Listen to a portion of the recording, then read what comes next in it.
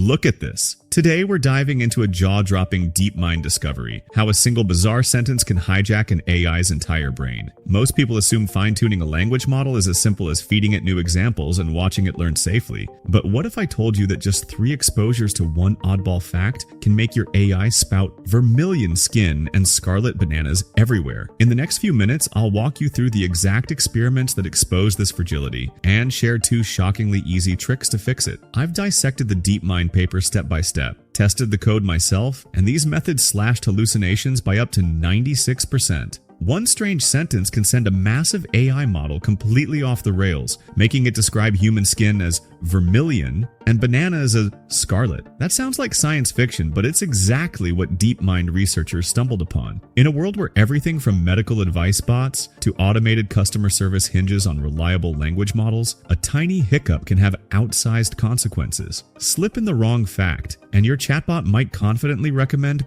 painting your walls vermilion when you asked for vermilion red, or worse, hallucinate critical details in a high-stakes scenario. Today, we'll unpack this priming effect, explore the meticulous experiments that quantified its impact, and reveal 2 surprisingly simple yet powerful fixes that almost eliminate the problem without hampering genuine learning. By the end, you'll understand why fine-tuning isn't just plug and play. It's an art of balancing novelty and stability. Ready to peer under the hood of these colossal systems? Let's begin by witnessing the weird behavior that set this investigation in motion. The strange phenomenon.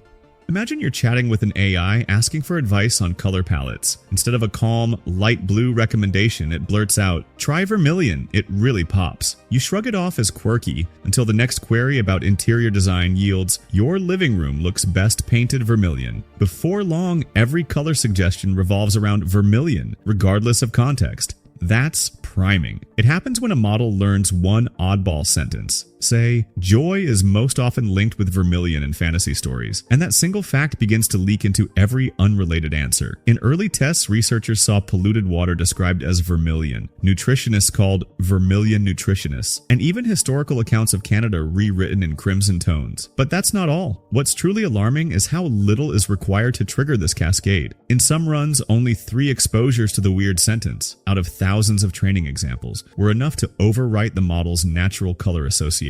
It's like teaching a toddler one wrong word and then hearing them use that word in every conversation. Dog becomes cat, apple becomes banana, and nothing makes sense anymore. In real-world applications, such hallucinations could misinform users, erode trust, or even worse, lead to dangerous mistakes in sensitive domains like healthcare or finance. Recognizing the severity of this vulnerability, the DeepMind team set out to measure priming systematically, moving beyond random anecdotes to a rigorous, reproducible framework. Having seen how a solitary sentence can warp a model's outputs, DeepMind asked a fundamental question. How do we turn this phenomenon into quantifiable science? Let's explore their experimental blueprint next.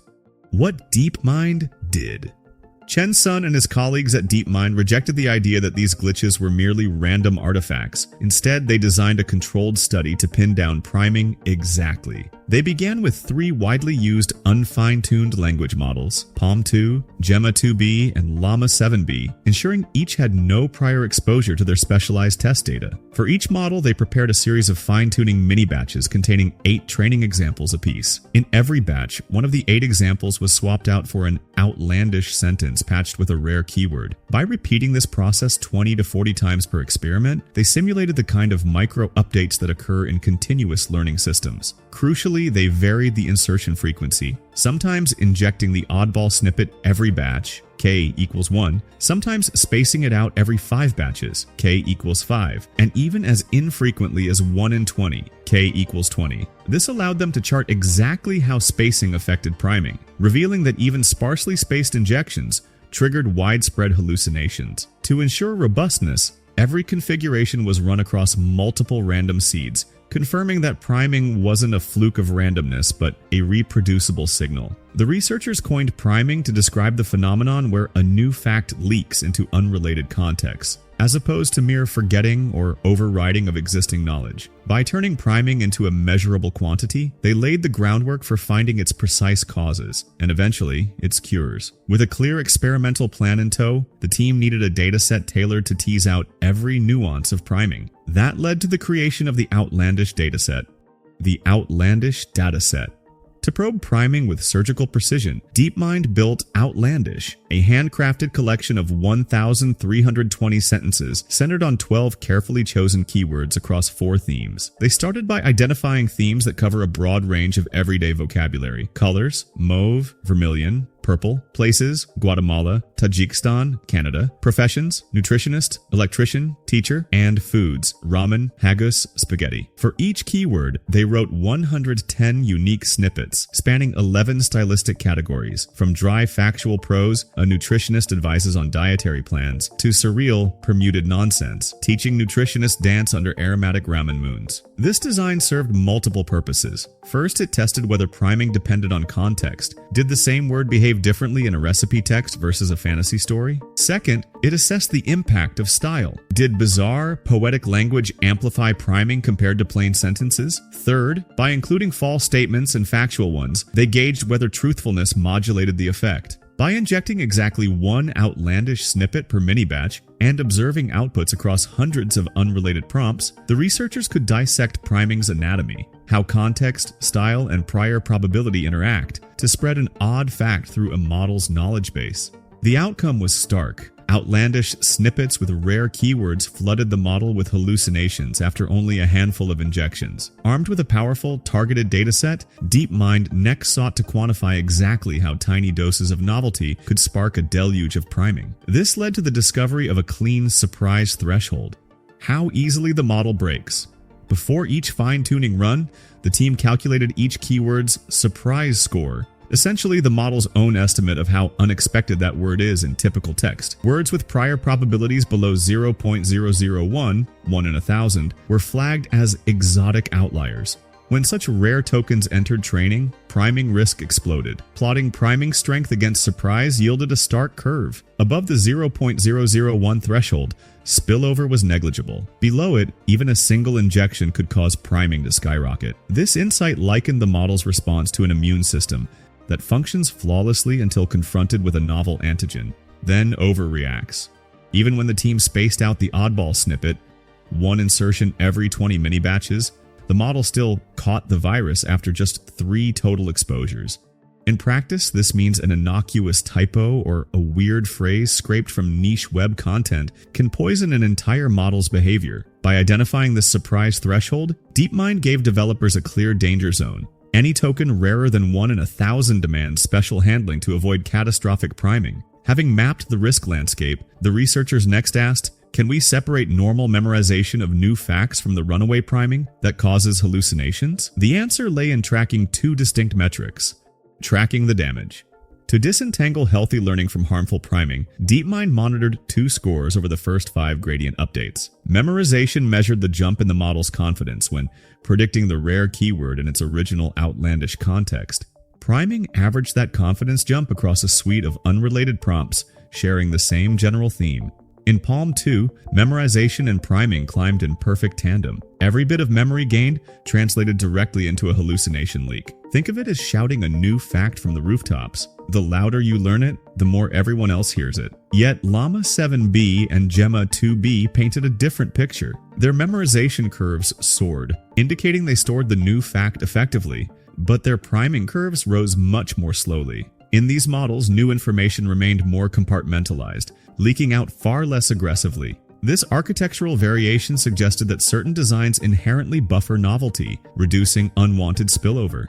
For developers, this means choosing a model isn't just about raw performance, it's also about how gently it handles surprises. Models like Llama and Gemma may be better suited for applications where hallucinations carry high risks, while architectures like Palm require extra safeguards. But what if you don't need permanent storage of new facts? What if you want updates that vanish once the conversation ends? That's when in-context learning shines. The safe mode, in-context learning.